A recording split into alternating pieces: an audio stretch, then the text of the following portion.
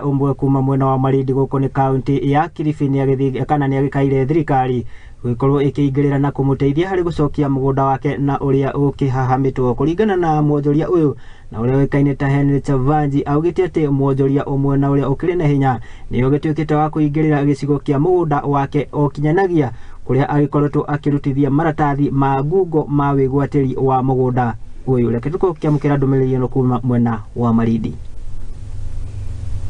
Tumeona mambo ambayo yanafanyika ambayo si mambo ya haki. Kama huyu bwana ambaye anajiita investor hapa chini ambaye amekuja amegrabu hii shamba ambayo ni shamba ya serikali ya county, ameenda amejitengenezea title, hatujui title ameipata kwa njia gani. Na haya ni maeneo ya receding ya bahari. Bahari imesonga upande ule mwingine kule mbele ambako huku ni riparian.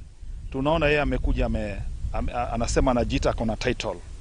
Hizi ploti ambazo ziko huku mbele kuanzia open view kwenda paka gofu hiyo barabara, hizi ndo ploti ambazo zilikuwa zinaanzia hivi kwenda kwa bahari, lakini yeye amekuja amepasua barabara katikati kwenye ploti ya mtu binafsi.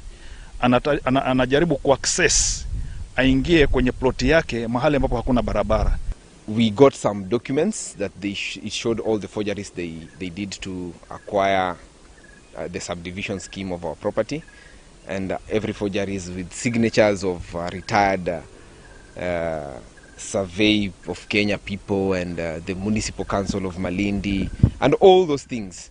So they came, they did that, then they always come back here and they threaten people with their pistols saying they are going to take the matters in their hands if we try and block the access that they have created in our property. Wale wajanja kwa ujanja wao, basi sehemu ambayo iliachwa na bahari wakaona hii iko wazi, na kwa sababu ndio mradi unakuja kupitia hapo, wacha watengeze titles ili mradi ule utakapokuja iwe sasa ni kazi mbili.